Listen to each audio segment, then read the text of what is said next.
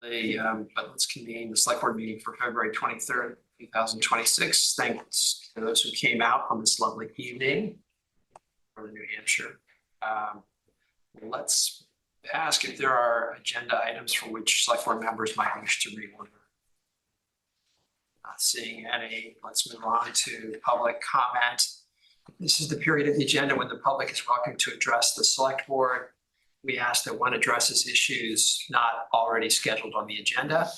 We ask that individuals restrict their comments to 5 minutes. Questions will be directed to the chair of the select board. Are there any members of the public who wish to address the select board at this time? Yes, you may come forward. If you could please sit at the table, and if you could please tell us your name and address. Good evening. Joe Bachman, 2 Barrel Farms Lane in Hanover. I'm a resident. I'm also president of the Barrel Farms Homeowners Association, but speaking on my own behalf tonight, as well as a biologist and forester. I have communicated, first of all, I'd like to thank you for letting me speak. I really appreciate that opportunity. As well as thanking you for your service to the community. It is appreciated.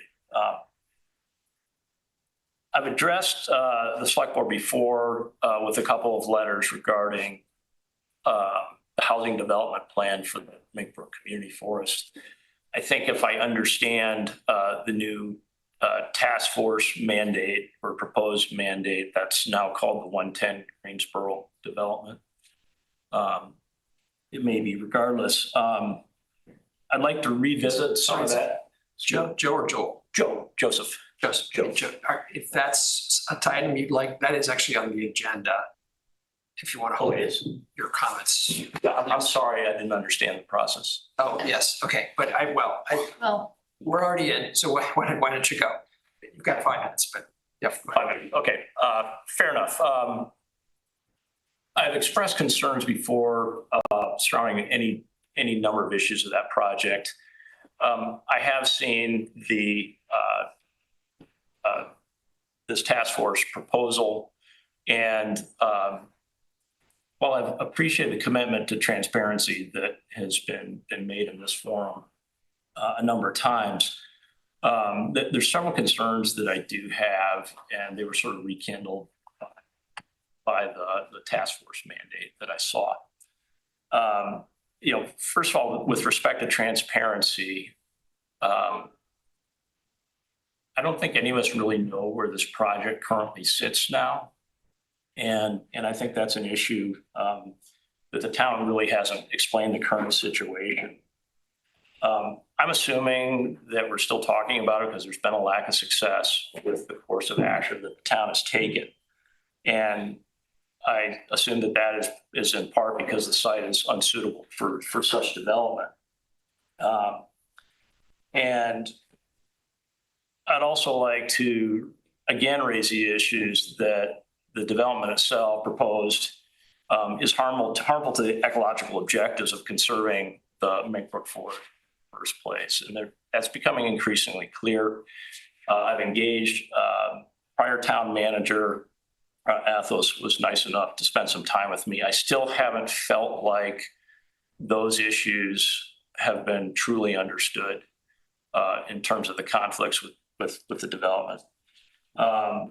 More broadly, if the town of Hanover is going to engage in real estate development, I feel that all these projects should entail some sort of environmental impact assessment in order to proceed. And that's a reasonable criterion for such projects. And then finally, I believe that there's significant legal and process questions that can continue to be asked about this project. There's constraints on the deed itself. Acre of land that was deeded is different from that which was permitted. And again, there's the questionable practice of using conservation funds to acquire land for development. Finally, with respect to the proposed task force mandate itself, I think 4 of the 5 objectives are very reasonable, but it's surprising to me to see that the primary objective is to go ahead and double down on this project that hasn't been successful and to make that the primary objective of a new task force. I would say that it would be better to plan and then to create options and then to do due diligence and then to go ahead and execute any number of options after a comprehensive plan has been presented to the community on how to address the issue of workforce housing. What seems to have happened here is a very opportunistic approach that has resulted in a failed project. And I think that we can do better planning and project management than that in this town. But again, I appreciate the opportunity to speak, and I'm open to any questions on my perspective. Because this is an agenda item, I'm going to ask you to forego. We cannot enter into this topic right now. No, that's fine. You can stick around. I appreciate your input. You're more than welcome to stick around. We will pick it up at the time of the task force. That might be, if you want to stick around. I will. There's an opportunity to Thank you. talk about that. Okay, all right. Thank you. Other members of the public who wish to address the select board at this time? David, if you could please come forward.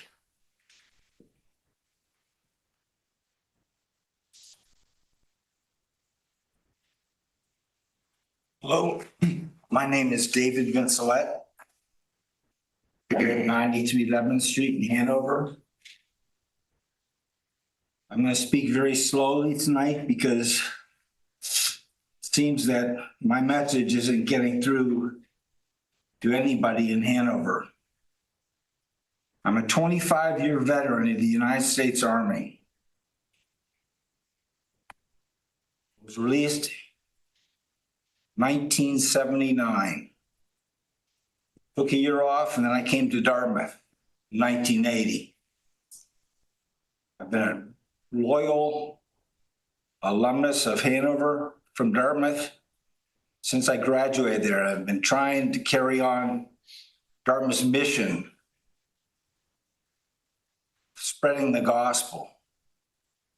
We've baptized people in the brook for 41 years. Under Dartmouth's shadow. But Dartmouth has hurt us, and it hurts me now to have to say it. But Dartmouth and Hanover have conspired to commit crimes against the people of Hanover. Some things they just did kind of by accident, but some things were no accident. Now, I'm very interested in this board who represents Dartmouth. I see you taking the sign down on the wall. Why was that? I think it actually just fell down. It fell down? I think it needs there. It's right here. It's right here. Okay. Yep. Interesting. After I called for it to be taken down, that it's not down for this meeting. It is down for this meeting. Interesting. Well, I'm wondering, Carrie, what oaths the office members and the town manager have taken to this town? What oath? David, this is your time for talking. It's So I'm asking you a question, and under state law, you're supposed to be responsive.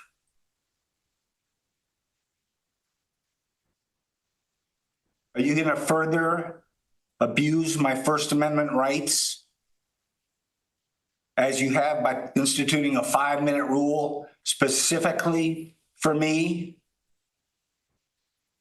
Well, let me ask you a question you don't want to answer. The oaths are the standard oaths for office holders in town. Was that swearing to God? I don't have the oath memorized.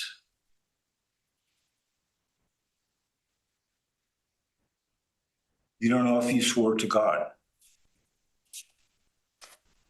As I said, I don't have the oath. I didn't ask you if it memorized. I said, do you remember if you swore to God?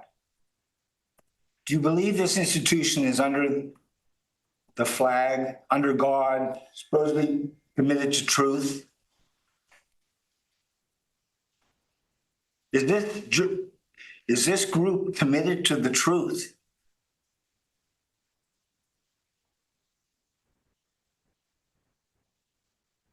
David, this group is committed to upholding our office.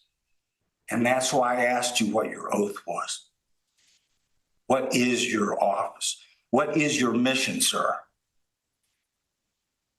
Supporting the Constitution.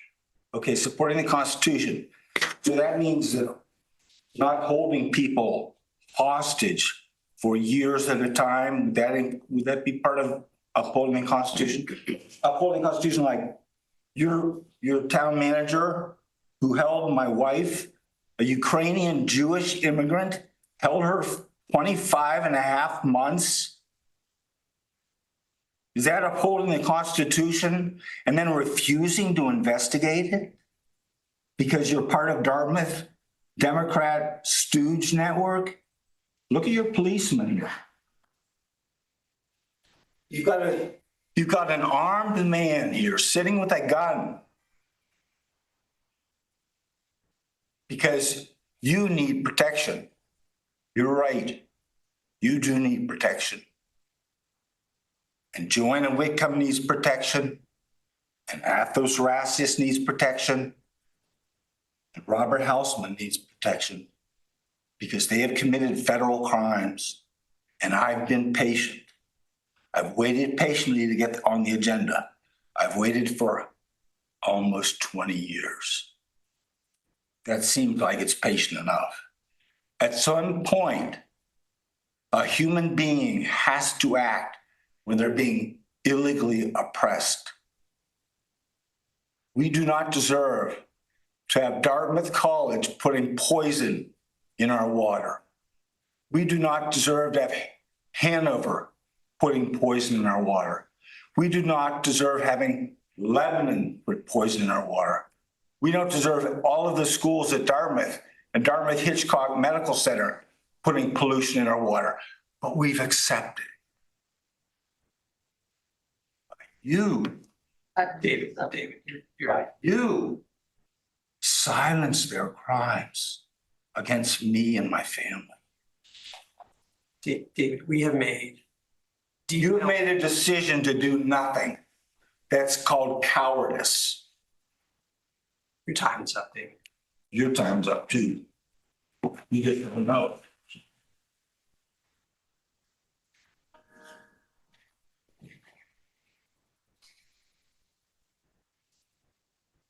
Are there other members of the public who wish to address the select board at this time? Or perhaps run for office in May. Yes, not an alternative. Okay. All right. Thank you. Let's move forward to our public hearing on rates and fees for the fire department and the ambulance division. So we spoke about this previously, and we're back to this. This does constitute the public hearing. Rob, do you want to just briefly review and recap what we had discussed previously? Absolutely. I'll try to recap everything. Thank you.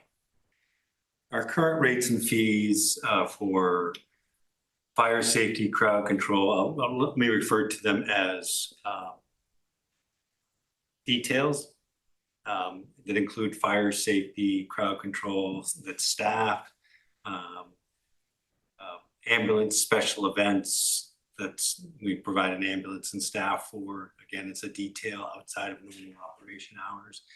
And in our rates and fee structures, we have the cost plus 50% as one formula.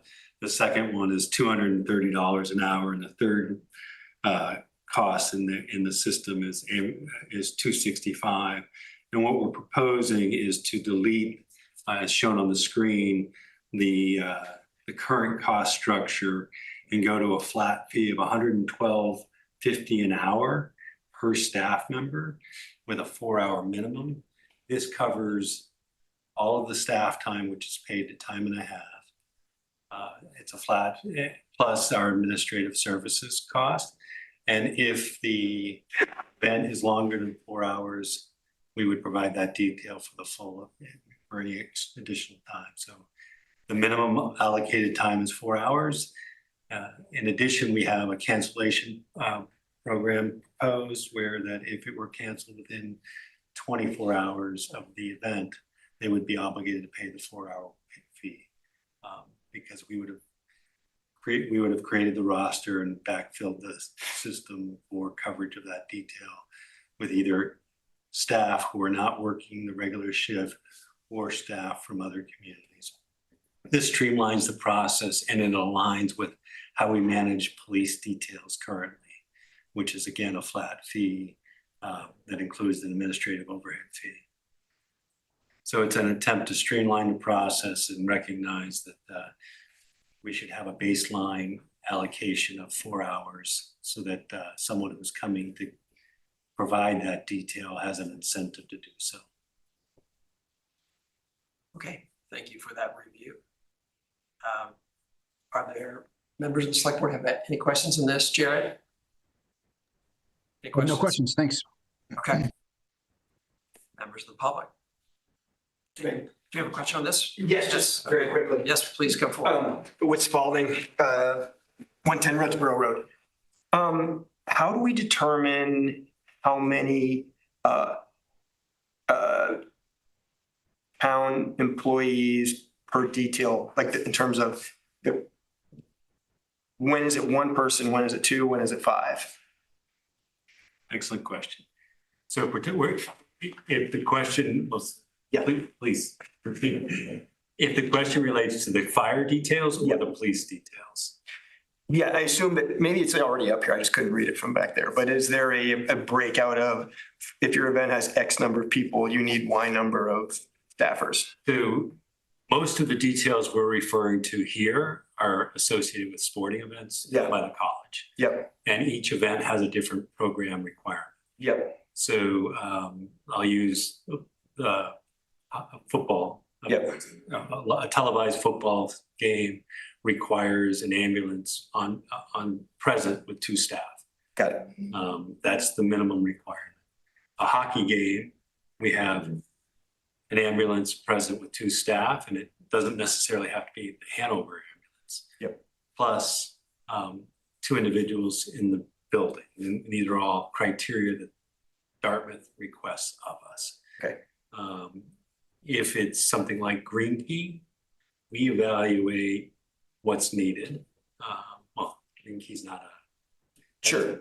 But we deal with them on a case-by-case basis based on, 1, the ask of the college, what's their protocol, and 2, what we can provide. What this does now is open it up. Before we were staffing all of the events. Now we have the ability to draw from Hartford and Lebanon. Yeah. If our staff don't have the ability to backfill the details. Great. Thank you very much. Thanks, Whit. Yep. Is there further questions? We can take a motion. The motion language is provided. I move to approve the FY26 rates and fee schedule for fire department and ambulance division as presented. Is there a second? A second. Put the word "the" in there. Sorry. Put the word "the" in Okay. I meant you'd say that. I like to amend my- Yeah, okay. All right. Add that. Do you add? Second. Okay. All those in favor as amended? Aye. Aye. Jared? Aye. Aye. Aye. Okay, thank you. All right, that is unanimous. All right, let's move on to business requiring discussion. We should take a roll call vote. Yes, okay, roll call Right, or why did we do that? Because We have 1 person in mind. Because we have some, Oh, Jared, yeah. yeah. all right, roll call. Chair Mellon, yes. Whitcomb, yes. Callahan, yes. Russ, yes. Burke, yes. Very good. All right, passes 5 unanimously. yeses. Yes, that's 5 yeses. We're good to Aye, go. aye. All right, let's move on to business requiring discussion. Can we take these in order, Rob, or do you want to do workforce housing first? I'm gonna make Wait, are you here for the workforce Yes. housing? So we have two people in the audience, and I'm happy to. Accordingly. Okay, Yes. so we'll take up discussion of establishing a workforce housing task force. Memorandum was submitted by town manager. Thank you, Rob. And since we've already begun this discussion a bit, but let's take a quick introduction. Rob, thank you for putting this together. You guys need that larger, thanks. So what, if you don't mind, Rob, just walking us through this. I mean, this is a proposal that is very, as the name task force implies, task focused. It is not a standing committee. It is a working committee with an objective. You outlined 12 months sort of time frame, 6 months, 12 months. Can you just walk us through the objectives within 6 months, 12 months? And Yes. before we get into the details, just for the viewing public, this is addressing affordable housing is something that is highlighted in our sustainable master plan. It's part of kind of the select board's key, OKRs, objectives, key results. objectives and key results that has been on our list of things to do. We had the directive from town meeting to be working on this, and we just have not had the capacity to do it. And so we asked as a board, can we get some help from interested community members to be really working on this? Would you guys agree with that quick summary? Yeah, the goal has been longstanding, and the lack of people power really is the driving force behind this. I think we have revived efforts to develop workforce under affordable housing and, Right, and this is targeted specifically workforce housing, 80 to 120% of Grafton County median income. Yes, okay, all right, we're doing our work for you. Your work for us. Joanna, the master plan called for 860 new. The regional planning housing report said, we as giving our fair share affordability, it was 800 and just of housing. of sorry. just housing, Yeah, it's- housing units. Of housing units, yes, That we 800-ish. but just under that, yeah. That's not affordable housing or Right. workforce housing, It's that's just just housing housing. units. Yeah. Thank you. So I'll start with, thank you for everyone else for jumping in and taking on the task that I was given was to move forward with working on workforce housing with an effort focused initially on Greensboro Road. With regards to what we've attempted to do to date, we've met with Twin Pines on several occasions. We've learned that their financial model has limitations. Their financial model targets income at 80% or below and requires that 50% be held for 60% of the median income for Grafton County or below, which doesn't meet the town's target goal, which is the employees that work for the town or the school or the hospital, those individuals who we are trying to attract to work here but can't afford to live here. So with that in mind, we set about seeking an we put out an RFQ, request for qualifications for individuals who would be interested in working with the town. We received no response. Staff has attempted to come up with options available to us. And the limiting factor really is the cost of construction per unit and funding sources available to mitigate that cost. So that's the challenge.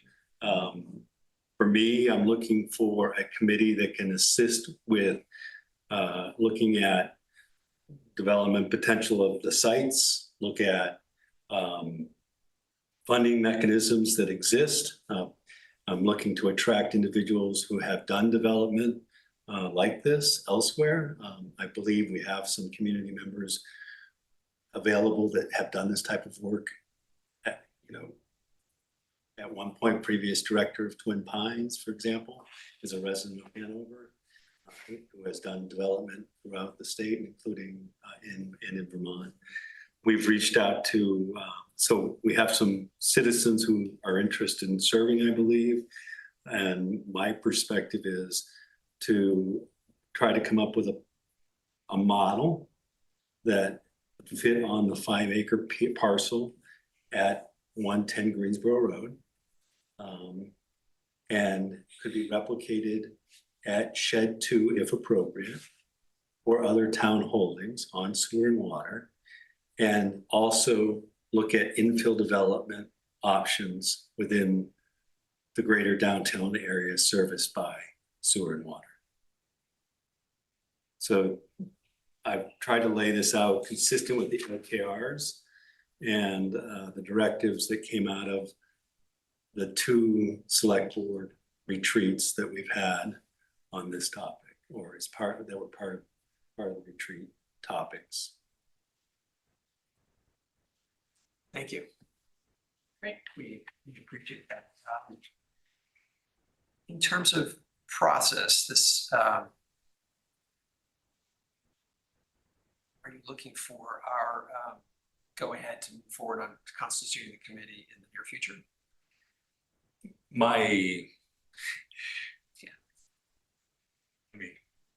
Yes, since one of the town managers' goals for this year, as set by the select board, is to move this forward. Move this along. I have some As a questions. reminder. Yeah, please, yeah. So, I mean, I think that, we have, the town has a number of holdings. All the planning work focuses on, if we're looking at higher density housing, to be on water and sewer. The evaluating and advancing projects, they're gonna need some money. So I'm assuming we're not just saying, okay, committee of 5 or 7 people or whatever the committee is, go and do this. This requires, as Joe said, planning dollars and feasibility money. So I'm hoping that that's part of what we have some set aside money, I know already. Yep. So I want to make sure that there's funding to do this. And then the other thing, I think we're asking the group too much to have them work on zoning as well. I think this is a task force that should see what we can do. Maybe they identify issues, but objective 4, recommend targeted zoning changes. There are 5 objectives here. There's a lot. You can change it to identify zoning Yeah. issues. I mean, I think if we're giving these people 6 to 12 months to do a task that we haven't been able to do I think I think Burke Community Forest was what, in 21? No, there were 2 votes, excuse me. There were 2 votes. I'd have to look it up. To acquire the land, I believe, was the parking lot vote. Yeah, so that was in 20, right? Or Yeah, 20, in 20. 2020, so it's been 6 years. And then we had another vote to make sure it was a nonprofit that was working on the housing. Right? We modified the language or. Anyway, it's been 6 years and we haven't done anything, and so, Well, I mean, we've done things, but we don't have housing. No, we don't. And so I think our goal is to, help facilitate housing. And so I want to make sure that the task that we give this task force is actually achievable and not have to do some things that we haven't been able to really address our zoning, and we've had professionals working on that for a few years. So I kind of want to make sure that we're creating a reasonable tasks. So those are my 2 things. Speaking to the funding, as a reminder, the board received $90,000 from the BEA, New Hampshire Business and Economic. What's the H? Association. No, the state agency. The BEA funds were an allocation because we were able to demonstrate that the spruce house on the corner of Valley and Park met the threshold for housing, and it was a permit that met the criteria of. So we received that $90,000 allocation. The select board voted to allocate $45,000 back to Spruce Home to enable solarizing of the building, and put $45,000 in reserve for the 110 Greensboro Road property. So I believe that money is available. That money is available to support this work, and that was the intent of that set aside. Thank you. I have a quick question. Yes, Jared. Is, on many of the committees in the town, we have a representative from the select board, or, in this case, potentially there would be a representative from the planning board or something like that. Is the intention to have one or more of the members be members of other boards, such as the select board or planning board, or are these 5 individuals independent of those other boards? When I laid this out, I was not looking to ask anything additional of those already serving on current official boards. I believe we have a pool of professionals or retired professionals who could assist us with this. And you'll note that I'm looking for just 5 members. I'm trying to keep this a tight group that has the ability to work in a streamlined fashion. Okay. That's fine. And this will have to be 91A, which you kind of noted there. Yep. So warrant Just- meetings and such as, Correct. minutes and agendas and all that fun stuff. Yes. Part of that transparency, Jared. Yes. Well, and I think it's interesting to hear the first gentleman speak that there's this perception that there have been all these failures, and I've never had that perception myself, and maybe it would be worth it for us or someone on staff to put together a little timeline of kind of the stops and starts of this thing and the challenges that we have come across, just to make sure that everybody understands why it hasn't gone anywhere. And That would certainly be part of the information for the task force Yeah. to the history of. I think we could do some FAQs and speak specifically to Yeah. the time, what we've attempted to accomplish and what we've learned. What's important, I think, to put on the table is that the select board have given the directive to staff that it's 80 to 120 median income for Grafton County, not 80 or below, and that it needs to fit the character of the neighborhood, and that it has to be operated in a way that's permanently guarantees that housing at that rate. Yeah. Add to it the deed restriction that requires it to be developed by a nonprofit or operated by a nonprofit. Create some unique issues for us because the nonprofit we partner with so far is Twin Pines, and Twin Pines has made it clear that their funding source doesn't enable them to take this project as conceded this time. And the constraints, the 3 constraints you just outlined are those that were laid out by the warrant articles that bind that property. which is not necessarily the case for other properties. No, so I mean, the easiest way to think about the Warren article is that it was targeting a very specific market share of housing. Because when we presented it at the time we were working to acquire Mink Brook Community Forest, the carve out for that 5 acres, exempting it from the rest of the conservation restrictions, was specifically for that workforce housing. The 80 to 120 as we define. I share the observation concern that Joanne expressed with respect to the zoning, and it struck me too that while this task force is advisory to the select board, were it to be involved in zoning, it would effectively be advisory to the planning board. So, which is a whole other set of not just challenges, but also communication and dialogue, and supervision, et cetera. So, okay, other comments?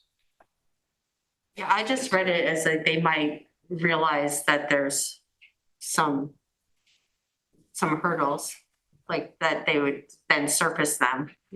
As long as they don't have to rate it. Yeah, well, it's just, I guess the recommend is the issue. I mean, simply changing it to identify potential. Yeah. Issue. Yeah. It seems like they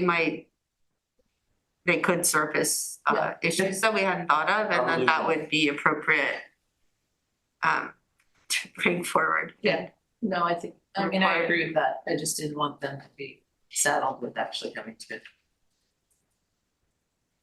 come up with targeted zoning language. I wouldn't want to write targets. I miss it. Those. Yeah, I agree with you there. That-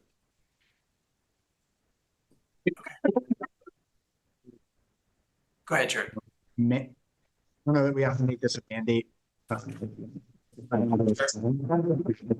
we're losing you. Jared, that was garbled. Can you repeat? Awesome. Must be driving through a dead zone. He's at home. I know. It is the neighborhood. It's not the best of internet. No. Right, while we are reconnecting, Jared, any other questions of select board members? I know there's some members of the public who might wish to address us. Jared, are you back? I'll send them a chat. I don't know. Can you hear me? How about now? Yes. Yes. Yeah. Okay. Cool. But, I think it would be good to have to enable them to identify.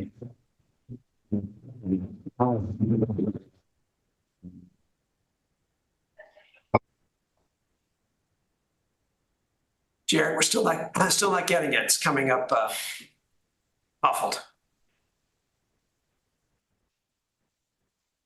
So Why don't you put it in the chat and Rob can read? while he's doing that, Rob, what are we doing? Are we First asking? reading, right? I'm asking that the vote. He's trying another audio method. This is your first reading. Okay. And because it is a advisory committee of the select board, Yep. It requires the select board to create the advisory committee. Okay. So you're gonna bring it back? We will. I will. It'll be on your next agenda Thank you. Yeah, next week. next week. All right. Oh, Very it's, good. is it Monday? Yes. Oh, wow. Back to back. Yeah. That's fun. All right. While we're reconnecting, Jared, are there members of the public who wish to address the select board on this topic? Joe, we've heard from you. Okay. Thank you. With Balding still 110 Redboro Road. Thank you very much for bringing this entire topic up. I'm speaking now from the Conservation Commission perspective. And the first thing I want to share is that you guys are selling yourselves way short on what you have done for workforce housing already. In specifics, the work you put in last year for the opportunity for housing units to be developed on water and sewer, which was tremendous. And the first question is, how many units have been applied for through that process so far, roughly? Does anybody know how many?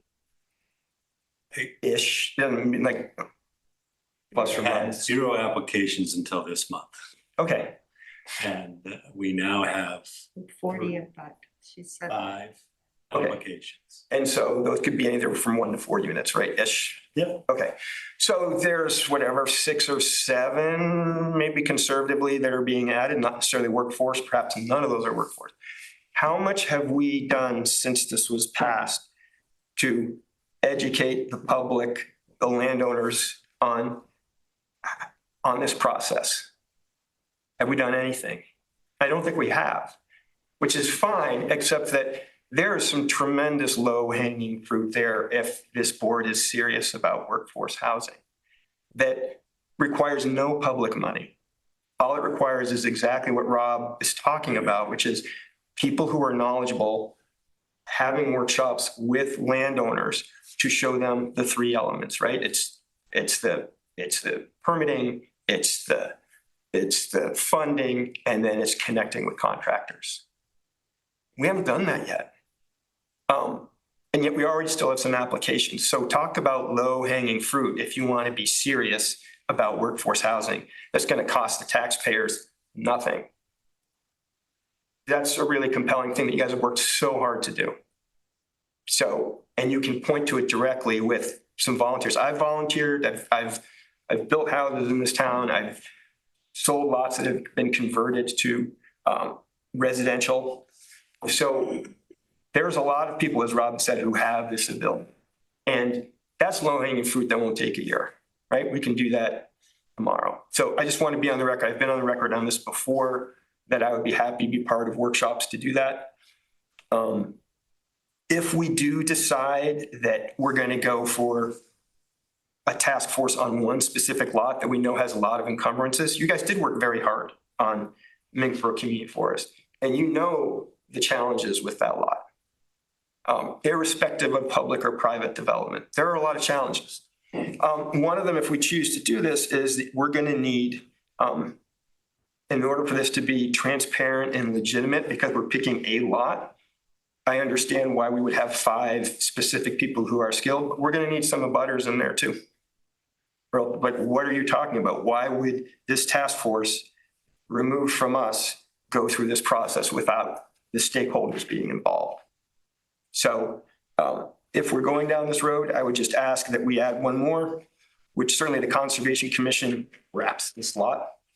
I'm happy to talk with Rob about who would be appropriate. We know that maybe there might be some people who are not appropriate, but there could be 1 or 2 in there who would be very knowledgeable and could be contributing in a very positive way.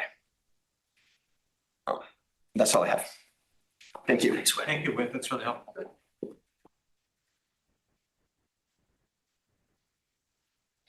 Yeah, Jared back. Can you hear me now? Wow, loudly. I'll speak quieter. Nothing significant to add at this point. It's already passed. Thank you, though. All right, thanks, Jared. You've got the dramatic voice now, so you should take advantage of it. It's all right. Any other members of the public who wish to speak on this topic? Seeing none. Okay. Other comments from select board members? We will address this next Monday as well. So just to make sure I have clear direction, objective 4 will be modified to bullet 1 would be modified to say identify. Yeah. Yes. You could even get rid of targeted. I mean, Yeah. identify zoning and policy changes that could facilitate, Yep. project. Thank you. Okay, thank you. Let's move on then. We'll move on to Ellen, the budget. Yes. All right, so this is after having had 3 successive meetings where we've gone through the details of the various departmental budgets, we will turn now to some kind of macro assumptions. We have an update on revenues, a figure for net assessed value change assumption, and then an in-depth look at undesignated fund balances and options for the select board to think about prior to next week's meeting. So I'll turn it over to Ellen. Yeah. Yeah. Okay, terrific. Rob, Thank do you. you have any? The only thing I would like to say is I'm always thankful for Ellen's hard work and heavy lift on these topics. And with that, I turn it over to Ellen. Well, thank you. As I, starting with a net assessed value, as I mentioned in the memo, we are in a transition period with our assessing department. And I did have the opportunity to meet Steve Hamilton from Whitney last week. And I think that in combination with the Whitney Consulting Group and then, our 2 staff members who have a lot of legacy knowledge, I think together that Whitney will get up to speed quickly. But for now, we need an assumption at least to start the process with, to sort of start to take a look at where we stand. And since the net assessed value is the denominator of the tax rate calculation, in talking with Rob, we are suggesting that we, for now as a starting point, add $30 million to the net assessed value for our denominator. Now that's less than a 1% increase. And although it has an important impact, really, when you move the net assessed value up or down $10 million, it's about, 0.3 of a percentage point on the tax rate increase or decrease. So I think it's a very important piece of information, and we will fine tune it, particularly when we're looking at significant development. But for now, I think that this is a good number to use. I think I did mention too that there are the 2 sort of variables. First, the significant development that's going on, but also any, sense for our revaluation, the abatements associated with the reval. And we're starting to get some. We have 11 in the pipeline. The expectation is that, they're due March 1st, so we'll know exactly how many we have. And the question is how much is spun off due to abatements versus added due to increased in net assessed value, to net value. We believe, I think 30 million is a conservative number, but a good placeholder at this time. Feels conservative. Any questions or conversation? So let's make sure everybody appreciates that the net assessed value is fixed as of April 1. So that's when we will be driving that stake in the ground. April 1, 26. 26. But I think certainly the numbers I've seen when it comes to especially the zoning change that happened a couple of years ago. Yeah. Those land values have gone through the roof, so. But they haven't been, the only piece that's being improved at this time is 25. So the values are what they are as of the 25 revals. They're already on the books. Okay. So it's what. Anything that's changed since April 1, 25?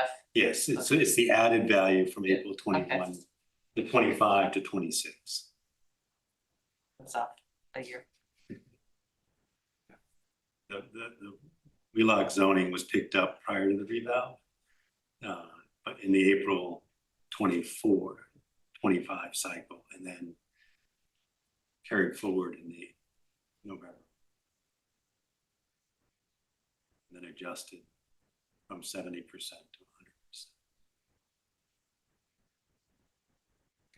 Okay, so conservative, but maybe not as conservative as Joanna was thinking Yeah. originally. Yeah. Okay, all right. And we'll definitely fine tune it as we go through the process. Another really important topic for tonight is taking a look at the revenue assumptions for the general fund. And, you know, because of our significant use of undesignated fund balance for the 26 budget, and then some increases in transfers from the capital reserve funds due to the Howe project, the year-over-year comparison does look a little funky. But just as a starting point, when we remove the property tax element of the revenue, year over year right now, we are showing for the general fund a decrease of 13.1%. Now, right now, again, this current assumption for the use of undesignated fund balance only includes those transfers that are included on the warrants, and those are the transfers into the conservation fund, the land and capital improvement fund, and the municipal transportation fund. And those are based on 2025 actual results. So we know that at the very least that just under $40,000 of fund balance use will be necessary. So we are certainly scheduled to present the possible uses at the next meeting. And our next topic, of course, is the undesignated fund balance. And I think that'll frame some of that conversation. So other major revenue assumptions include, as I mentioned before, the $700,000 increase in the transfer from the capital reserve funds for the Howe projects. We are showing a $200,000 increase in New Hampshire state revenue. Now that does assume level funding of the rooms and meals distribution. That I know we had a little bit of a concern earlier in the process that might be totally disrupted. So I think that this is a good assumption to make, but I think important to put on our radar that risk of state funding when we're thinking about decisions that we make undesignated fund balance usage. Another piece that I think that we need to spend some time considering is the short-term interest revenue. Now, as a first pass in these revenue assumptions, I have added $100,000 to the 26 budget level. In 26, we budgeted $600,000. Over the past couple of years, our budgets have been very conservative in the short-term interest forecasts, and it's benefited the undesignated fund balance. But wanting to sort of hit a better balance between where we might achieve and potentially not being quite so conservative on the budget. Now, it's an interesting time to think about this because interest rates are going down. And so taking a look at what would have to be true to achieve that $700,000, does assume maybe an optimistic 3.5% interest rate. Right now, we're earning about 3.7 on our invested cash. If we drop that assumption down to 3.25, it would bring that revenue down more to 650. So it is a large element in our revenue. If we all had crystal balls, we would go out and invest. But I do think there is that balance between wanting to include what we could potentially achieve. And I ran the numbers based on sort of our average balances over the last couple of years. So. Are you looking for input on that tonight or? Yeah, I mean, I think conversation tonight, because I think that's would be really helpful as we look to try to bring to our next meeting a week from today, a first look at the different scenarios for the general fund for the property tax, right? I guess my thought is it doesn't sound like we're far off from the 3.5. So that if you did have a succession of cuts, let's say, it could potentially coming in under budget. Typically been conservative, and I guess my thought is let's continue that along those lines. It's just person's thoughts, and it's always a fool's errand to talk about interest rates. Yeah, I'm not even gonna go there. I sit in trust funds and I'm like totally. Our friend from Mascoma comes and I'm like, oh my gosh, I can't imagine this as a job. In trying to predict what we're doing. I mean, it feels like we've, our numbers are really high in terms of what we're carrying in our undesignated funds. And that has to do with kind of some of the interest that we're making. So Yes. I think it's good to be conservative. I think perhaps we might be a little too conservative. We clearly have been. Yeah. We clearly have been. Yeah, and I'm not so sure though now. I mean, just we're upping it. It's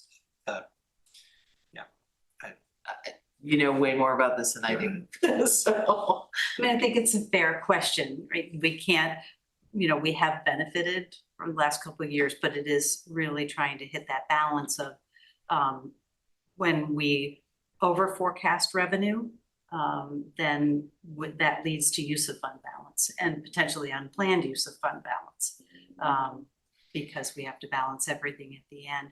I do think we will have another look at our revenue because in October, late September, October, we do go through that final analysis. We get our final rooms and meals distribution number. And if at that point, the Fed had taken radical action and cut interest rates by a percentage point, we certainly could adjust that. It does mean a potential change in the tax rate between what we're signaling at town meeting and the actual tax rate. Now, that's going to happen anyway, but I think we try to make that change a relatively small change. So.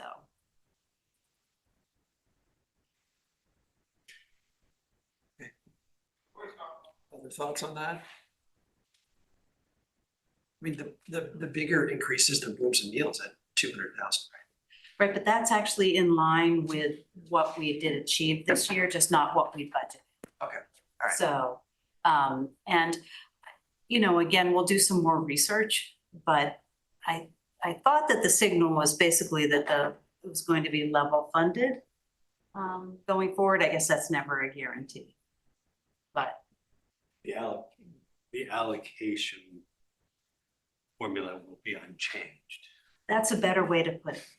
But the natural variability of the taxes collected is, I guess that's kind of a call on tourism and all that. Function of how the underlying economy is doing, people willing to go out to eat.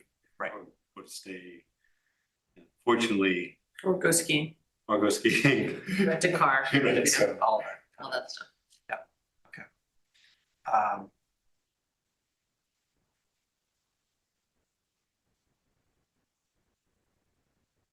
What else? Anything else on revenues? Yeah, well, there were just another couple smaller things to call out. Again, we're seeing that decrease in the parks and recreation fees as the middle school sports phase out.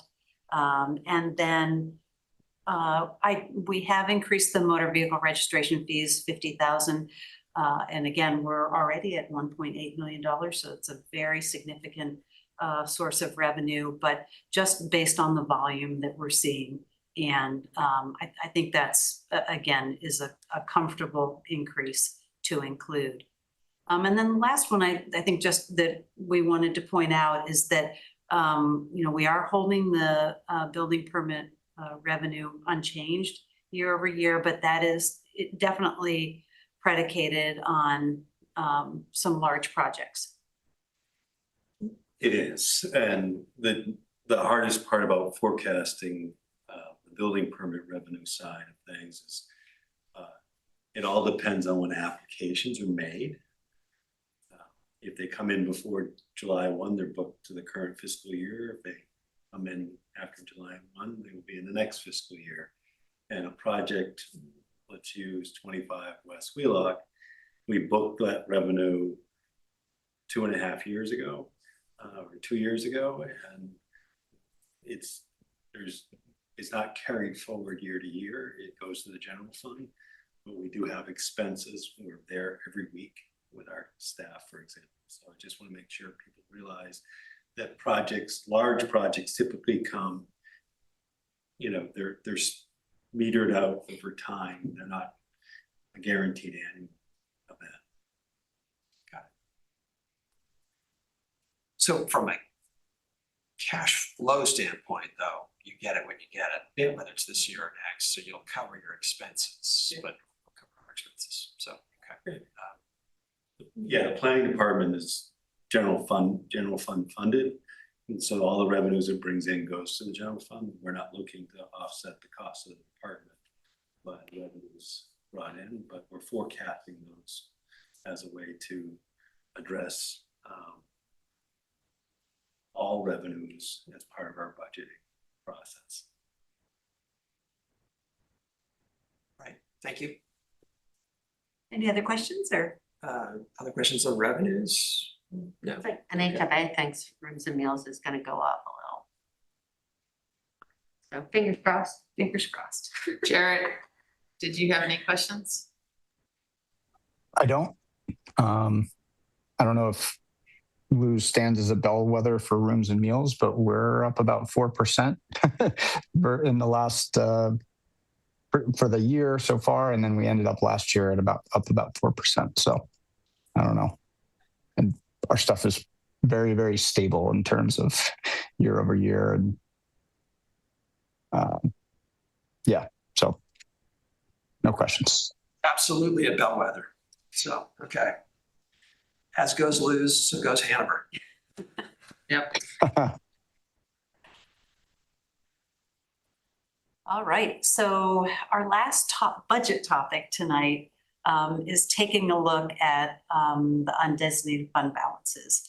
And just, to add to the framework of our discussion, I'm just going to start with some sort of generally accepted guidelines for the management and use of fund balance. And as a reminder, undesignated fund balances represent the cumulative budget surpluses in each fund. And when our performance to budget is favorable, the fund balances increase, but they would decrease with unfavorable performance. And we've been very fortunate over the past several years to have very favorable performance that is adding to those fund balances, particularly in the general fund.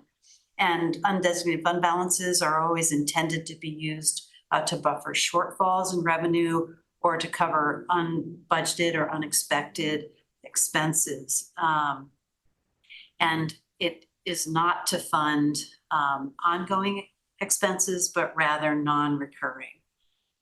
And again, the guidance that we have from the select board is that the fund balance should not be, the language in the guidance is not to be built into the tax rate, and in that, that we not use it for ongoing expenses. The town's current guidelines include recommendations for levels between 5%, which are for the enterprise funds, and then between 10 and 15% for the general fund and fire. As another data point, I took a look at the Government Financial Officers Association, and their recommendation is a minimum of 2 months of regular operating funds, which translates to about 16.7% fund balance. So just a little bit higher than our upper end, but just a little bit of context as we look at where we stand today. So I'll walk through basically the statistics that we have. In our general fund, again, based on usage just for those deposits into those three funds, I would project that we're ending, that we would end fiscal year 2027 with just under $5 million of fund balance. That translates to about a 25% fund balance rate. The excess over 15% is about $1.9 million. In other words, other than the just under $40,000 we have set aside, that we could identify, if we could identify up to $1.9 million worth of use, we would still fall within the select board's guidance for the general fund. Any questions on the general fund or? I was gonna ask this later, but since there's a pause, would you or Rob be able to distribute the select board policy again, just for the board? Sure, yep. I've seen it a million times, but it's. That's a great point. We'll distribute Yep. and then because part of next week's discussion will also be this, we'll put it in the packet just to have it for reference. Thank you. You mentioned, Ellen, the up to 1.9 million, and I realize I'm jumping the gun a little bit. Also, in the, is it possible to craft a warrant article or alternative use rather than tax relief be put forward, say, to put into a capital reserve fund or something like that? Can you put in language up to that so that if you don't have that much, you could still, is there flexibility to do something like that? We can ask council. Yeah, Okay. yeah, because I don't know the answer to that, but and what's interesting about it is, and we can ask council this question too, when there's a warrant article for a deposit into a capital reserve fund, we're required to do that deposit by December 31st.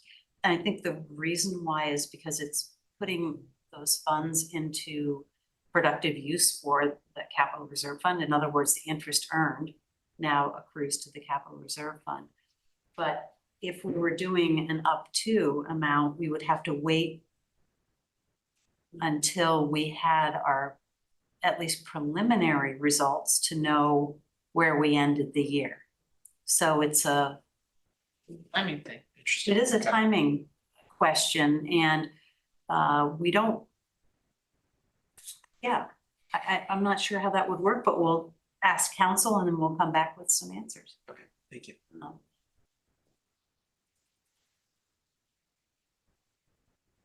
Fire? On to fire. So the projected fund balance for fire, $976,000. That equates to about a 22% balance. And the excess in fire over 15% is just over $300,000. Now, an interesting aspect of the fire fund is, you know, their debt for the engine is just coming online in fiscal year 27. We have interest payments in 26. But then in addition, we'll be requesting bonding for the tower truck of $2.4 million. So there's an argument for the fire fund where that undesignated fund balance could be used as those debt payments come on board to mitigate their tax burden. We're doing that bond vote in May, right? We're authorizing the bond in May, so we can order the tower truck. Right. So that's the, but we have to, I noticed in the next item. That has to happen. That's at least one thing that we want, right? Authorizing bonding. We'll authorize the bond. The actual bond payments won't start until 2031. 2030 or 2031, depending on, it really depends on the build. When the truck comes. Yeah. Right, right. Yeah, the engine actually came just slightly early, but yeah. Okay. So that's just something to keep in mind. Right now, we do have a quote back from one of the companies at 2.4 million. We're waiting for one more to come in. The ambulance fund, their fund balance at 128,000, just over 10%. And their guidelines, not less than 5%. Again, that's where at times for the ambulance fund, whether there's equipment that's, one-time equipment purchases, that's not a particularly enthusiastic balance compared to some of the others. In our water utility fund right now, I'm projecting a balance of $668,000. That equates to 29%. Again, the guidelines is not less than 5%, and that excess over 5% is about $553,000. Again, a couple options in the enterprise funds is to allow the undesignated fund balance to be there for future service debt. It could also be allocated for additional deposits into capital reserve funds, again, to serve the future debt, which we know is significant. For the water reclamation fund, we have $960,000. Again, that's right around, that's a 30% fund balance. The excess over the guidelines of not less than 5% is $799,000. Again, I think we're in a very similar situation with the water reclamation fund as we are with the water utility fund. For the parking fund, what a delight to say that we have just under $364,000 or 16% in their fund balance. Again, coming out of COVID, we had a very negative balance there. The performance in the parking fund has been most highly impacted by the temporary parking rentals having to do with the construction Those cash cows. on campus. So that's had the biggest impact. It's not from parking violations or parking meter fees. correct. That's not where the big. Is that something that we could get a breakdown on? You know, like how much of it is from those rentals, just so we have a better understanding of what's coming in as parking violations and parking meter fees? Definitely, I can definitely give you a profile of the revenue in the parking fund and where it's coming from, and I'm just gonna take a quick. Maybe you don't have to do it right now, Ellen. No, I was just think it gonna. would just be interesting because. Definitely, and I'm just taking a look at sort of where in the performance of for the 2025 budget, where the temporary parking meter revenue was almost $200,000 higher than budgeted. So again, that's a very significant factor in the contribution to the undesignated fund balance. I just want to make sure everyone understands how that comes to be.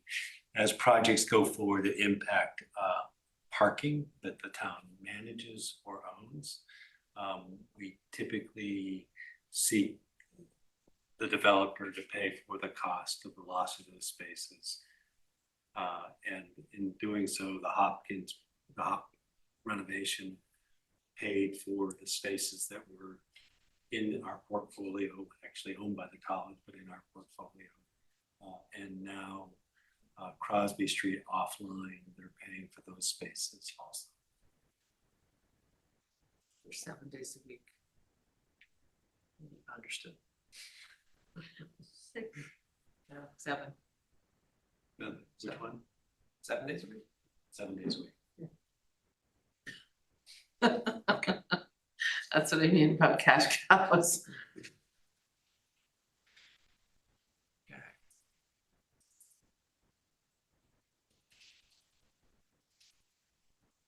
So questions with respect to, water jumps out at me. Does the 5% merit reconsideration given South Main Street, given aging infrastructure and the need for higher repairs that are not budgeted, are we better off being a little bit more conservative in terms of our retention. I think what we should do is look at all of our policies to see how they align with what we're experiencing from projected costs. You know, what's unique about having it in the undesignated fund balance is it creates flexibility. It's not tied. It's not, how do I say this? Once it's allocated to the Reserve funds. reserve fund, it's very limited in how. And particularly in the enterprise funds where, for instance, in the water fund, even though it's sitting in undesignated fund balance, of course, it can only be used for the water fund. So it does serve that purpose. By putting it into the capital reserve fund, it does then generate the income that stays with that. When it's in the undesignated fund balance, it is in pooled cash, and that accrues to the general fund. The interest. Got it. Okay. All right. Interesting. But I think they're really good strategic questions to look at, and I think the guidelines were initially developed in 2015. And they have been readopted since then. But I think it's an opportunity to take a look and, you know, to your point with the major projects and the aging infrastructure.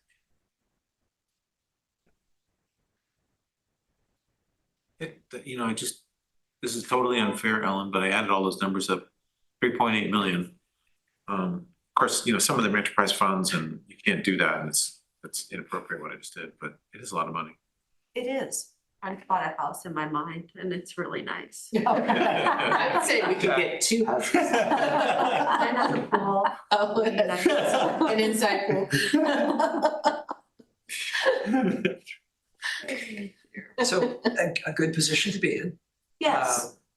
Future house or other Well, items, I mean, I think the water, this deferred maintenance, aging infrastructures, you know, Absolutely. that's a That drop. makes in the 3.8 million Yeah. look small. What are you looking for tonight from us? I know you talked about scenarios at the March 2nd meeting. Are you looking for some discussion of scenarios now, or do you want to hold that until next week? You know, I think that we'll hold it to next week, but I think that the reason why it was important to sort of walk through this tonight was to sort of start to think about what the opportunities might be or what concerns we might have.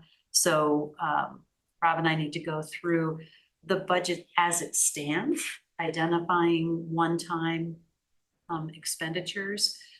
Some of those could be I know we have the reservoir Road up in the DPW budget, partially covered by one of the CRFs, but 250,000 of it just it to the bottom line right now.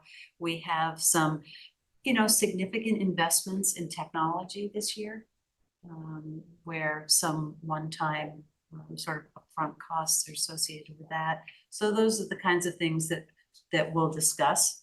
And so it'll be a piece of the puzzle of looking at that initial tax rate. And there are things that haven't been presented to you in the budget, including South Main Street, and what is the incremental step forward on that project and how we fund it, for example. We're working to have that for you at the next meeting or the meeting at the latest. Okay. All right. So at the last select board meeting, you'll recall, I think it was the last one we had the CIPC tidal wave of capital spending. And one of the explicit recommendations was to consider use of undesignated fund balance to help mitigate some of that. And I think, you know, thinking through the mechanics of that, I had questions about how do you pot that, you know, into what CRFs, because these projects are cross lines in terms of enterprise versus general fund, and that's all very complicated. But So we'll look forward to a discussion about how to tease out some of that out with respect to these balances. And I think we can come up with general rules of thumb, sewer versus water versus the other infrastructure that needs to be costed out. We can come up with a guideline that it waters 10 to 12%, sewers X, and then we can parse out how we break the costs out. Terrific. And then once those are broken down, then we have a better sense of what the debt service looks like and what we would need to mitigate. Yes, It's gonna be a busy week. it is. And today's Over. All right. No, we still have a few more items on the agenda. No, I meant to do work. Yeah. For next week. Yeah, my questions, I don't know if we're just talking about capital or where in your meetings with like Jen and Pete, if Ellen planning to plan money, if that's more operational, because it seems like we're gonna need something operationally going forward. But I also thought that thinking of these funds, I would be interested in studying, developing an enterprise fund for sewer so that we could better manage stormwater. Or is that just a stormwater fund? A stormwater fund, I guess. Yeah, And then Because the sewer. water and Yeah, collection stormwater. would be sewer. Yeah. Stormwater. Sorry. I think that's a good idea. Yeah. I think there's a Because you good, don't have enough, like, it I think can be the there's a good path stormwater forward. utility, I think we don't like- have enough utilities. I think there's a good path forward there. I think we have questions all the time about impervious surface and runoff and how are we addressing that, and we don't have, I don't think we have an appetite for like a ton of regulation.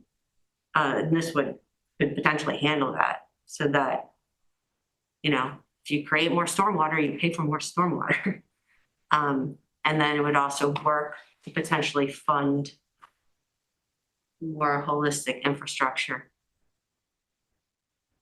to deal with said stormwater.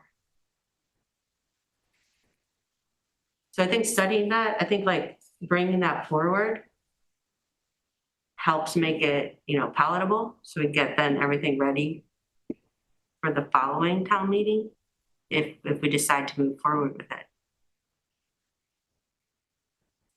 So it requires a stormwater district. So anyway, so you're saying not this town meeting, following. Yeah, I mean, I think it'd be hard to do this because I think people would have questions about like, well, what would that mean for what I pay for stormwater? Right. And we would want to give people an idea of what that was. So what I think I've heard you ask for is funds consider including funds to study the creation of a stormwater utility and the creation of a. I feel like we need lots of Yeah, plans, yeah. but that's one of them. Yeah. And And it actually has to be townwide, it can't just be downtown. In terms of your stormwater utility, I mean, we have to look at, no, it should be townwide. Yeah. Because it comes from townwide. And there's a real, I think there's, in terms of places where there's a lot of potential variation in cost in the future, that's one of them. And we saw this happen with like PFAS. Yeah. There's a bunch of stuff we have not dealt with. We have not dealt with microplastics, we haven't dealt with pharmaceuticals. Like there's stuff we know is in the water. And at some point we'll decide whether, like how we're gonna pay for making sure our collective sink is, at a good standard. And making, having a way that people can connect their contribution to what they're contributing to the water flow, I think makes sense.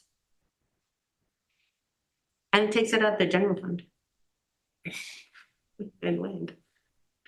But it is like a organizational it's complexity. fairly big, it's a fairly big ask. Yeah. But other towns. have You're just done gonna it. ask Claude to do it. Say, hey, Claude. Yeah.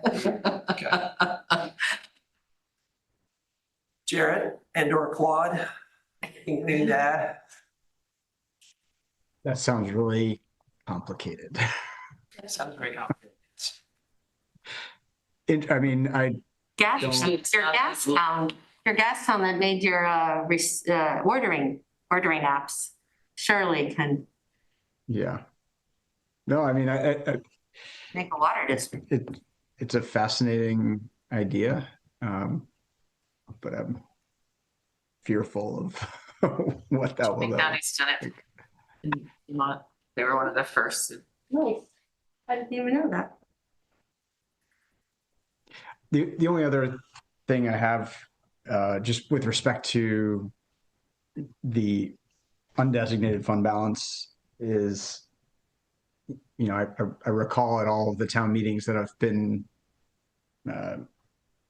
present at, there's always a group of people that, look at the undesignated fund balance as, owed back to the taxpayers and don't really like the idea of the select board deciding how to manage it. So I think if we move forward on ideas of how to use this undesignated fund balance, we just have to make sure that we're very transparent and getting buy-in from taxpayers at town meeting. Yeah, that's why it's important to look at that policy, and if we need to revise it, we need to revise it, but we need to look at what we have. Yes, and next Monday, Ellen will be getting a first look at, and obviously it's very dependent on what happens to undesignated fund balance. So these two things are inextricably linked, but we'll be getting a first look at what a tax rate might be, tax rate increase. Okay. Thank you. I'm envisioning kind of a matrix of options, tax rate, undesignated fund balance use. Yes, something like that. Yeah, okay. Excellent, thank you. Okay, anything else on the financial front? Yes. Ellen, anything else for us? Nope, to No. be continued. Okay, thank you very much. Yeah, thank you, really good material. Yes, excellent. You may choose to stay if you'd like, but I would encourage you to go.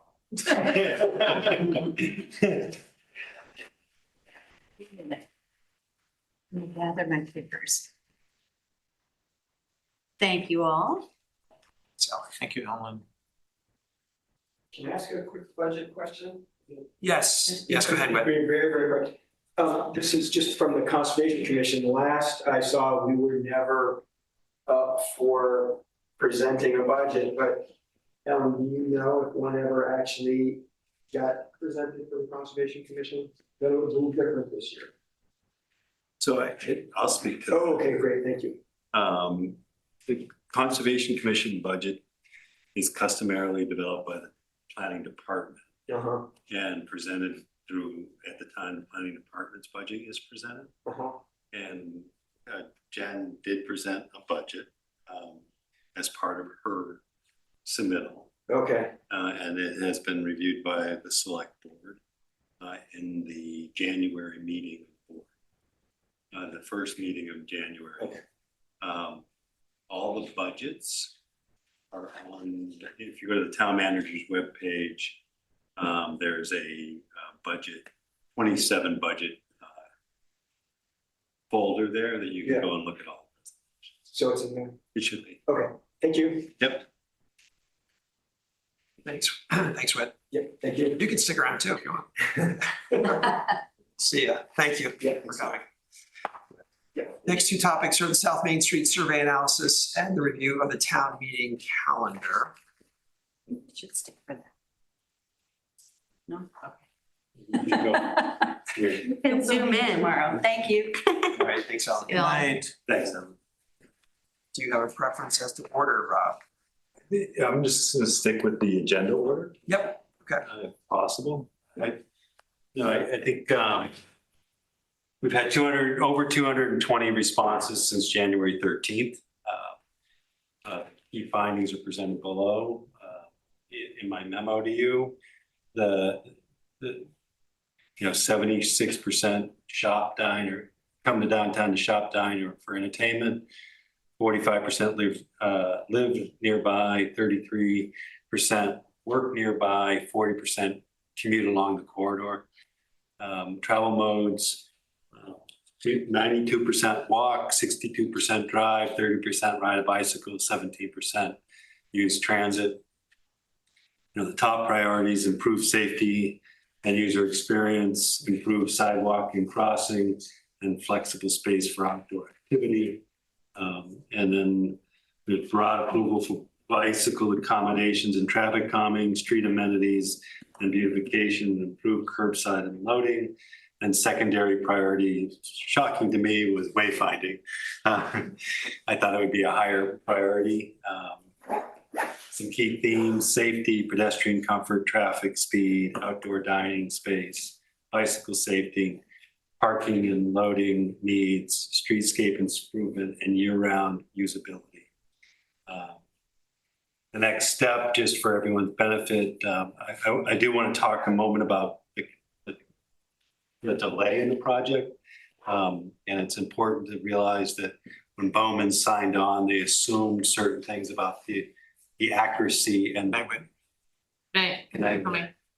the up-to-date survey information. What we provided them was not up to date. Most of it dated back to the late 70s. So Bowman spent the better part of the first 2 months out in the field collecting that data. So we had an accurate base map that we were working from with all the underlying utilities. That caused the delay that puts us where we are today. When you say underlying utilities, does that mean Yes. underground too? Do they use like sensing data? How do they do it? So what you typically do is our sewer, you pull the manholes, covers, the covers, and you measure the pipe in and measure the pipe out. So, and your inverts. And that way you can calculate what your capacity is and everything else. Same with stormwater. One of the interesting examples of one of our finds is the catch basin right here right outside of Town Hall. The inlet is 15 inches, the outlet's 12. Where does that go? If it flows too hard, it backs up. And if your building is attached to it, it may back into your building. Those are some of the discoveries that we've had. So my task to Bowman, which is our consultant, is to focus on translating what the survey results show into and apply engineering standards and practices. An example of engineering standards and practices: diagonal parking requires a depth of 18 feet from the curb line to the back of the parking space at a 45 to 65 degree angle. The pickup information that we got on our survey shows parking spaces averaging between 13 feet and 16 feet in depth, which is the reason why vehicles of certain size hang out into the travel lane. They're undersized. So I've asked them to apply those engineering standards and practices, all engineering standards and practices. Another example is crosswalks need to have clear sight distance in the direction of travel of 20 feet, which means that the parking space adjacent to the crosswalk in the direction of travel can't be there. That applies to intersections also. So Starbucks is a classic example of where there are parking spaces that are too close to the intersection and pose a hazard. Snow works really well up in this corner, I noticed today. It's filling in that parking space, and so your pedestrians are much safer crossing. So those are design criteria that we're baking into it, so that the end result will meet recognized engineering standards and practices. And and in turn be safe for all users. We don't know what that's going to look like yet, but that's what's driving the plan. And what I've asked them to do is to provide me with a cost estimate to go to construction, at least 60% construction drawings for the project.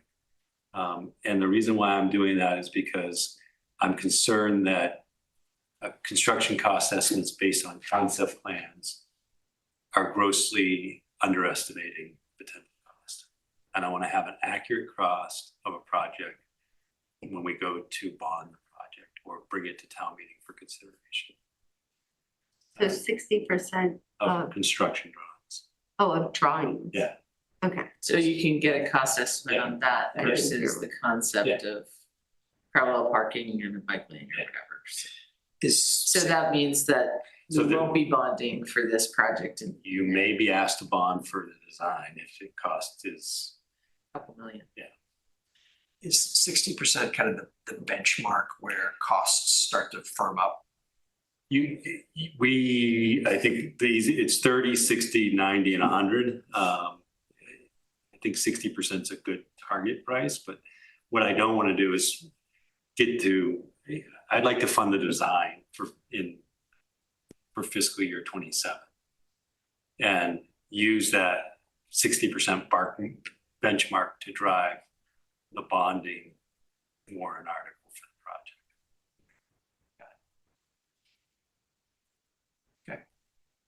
I mean, essentially what happens, we're finding exactly what you're saying is that, you have a concept and you go out for budget with the concept, just basically, like this. You carry big contingencies and we're finding out we're like half. I think you're saying we need to plan to plan. Yeah. I don't know how you, I'm gonna put it in the budget. without the drawing. Monies, plan to plan. Plan to plan, yeah. I like Okay, that. 60% plan, No, the 60%. P to P. Yeah, 60% is what we're gonna use for if we get it all done, great. But I'm using that as the benchmark. So, See, everyone is a pedestrian here. yes, That's what it said there, 90%. Is what we. And even, well, if the people drive, if they stop, then they are pedestrians as well. Yeah. If they stop, hopefully they stop. and I included in the package all the survey results except the open survey narrative. And 144 community members or participants, I should say, filled out those comments, and it ranged from do nothing to turn it into a pedestrian mall to eliminate parking and put a 3-story parking deck over the parking behind town. So a wide range. Very wide. And that leads, unless there are questions on the survey results, which I'm happy to entertain. Jared, questions? No questions, just interesting that only 2 business owners filled it out. Yeah, I saw that too. How many? 2. Huh. You would think there'd be more of an interest. Maybe they didn't identify themselves as business owners. Yep, maybe. I read into the written comments that there were a significant number of business owners.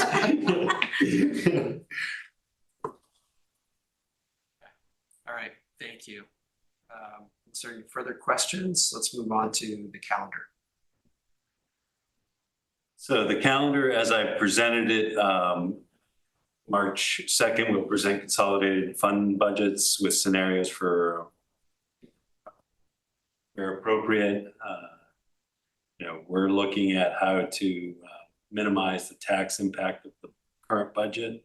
We'll propose some use of the undesignated fund balance, and we'll be calculating the municipal tax rate and the rate increase the initial tax rate and tax rate increase based on our scenarios, and discuss current and proposed debt burden.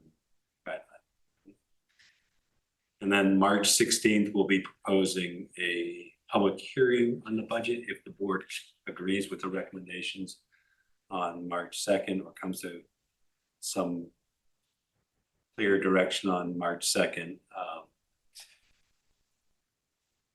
The March 16th isn't the end of the budget hearing process. We have additional dates, including March 23rd, March 30th, and April 6th, which April 6th would be your regularly scheduled meeting.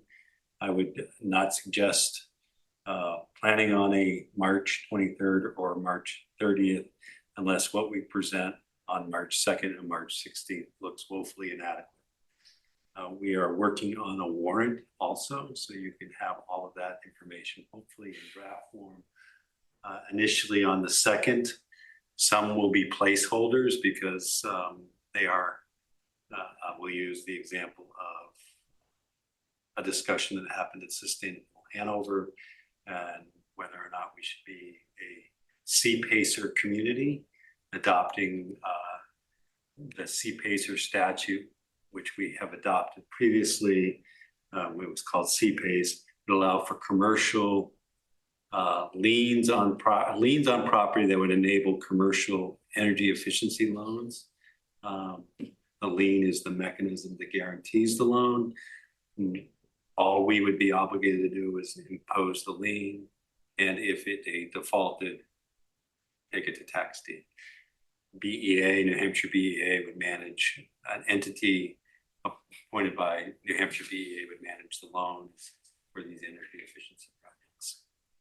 The purpose is to offer commercial owners lower rates to do sustainable work. Yeah, thank you for that. Yeah. We were the Rob, first. Not single, not private, it's just for business. It's just for commercial properties. Yeah, private, but commercial, yeah. Yeah, Jared.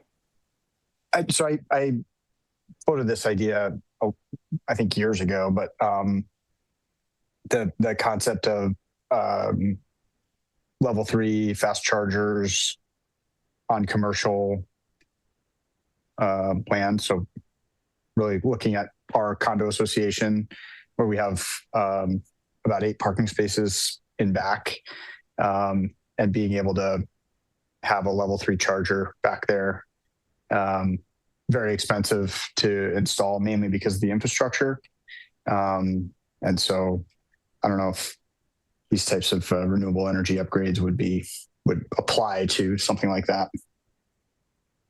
We can certainly drill into that. The first thing we need to do would be adopt the CPACER authority, and it requires town meeting approval because the legislation has changed, even though we had previously adopted in 2014. I think we were the very first community in the state. It never was deployed here. So I can ask Jared at BEA, or actually New Hampshire Clean Energy actually is doing a deep dive into it and trying to get the word out. So we've been in conversation with them also. I'll ask. Okay, great. Thank you. So with that in mind, my hope is that we accomplish everything we need to by April 6th. We have an approved budget and approved warrant, and we can run forward with the publishing of the warrant and the town report.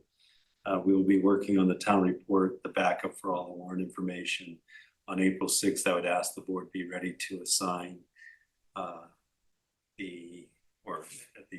one of the April meetings. I know Joanna may not be here for the second meeting in April.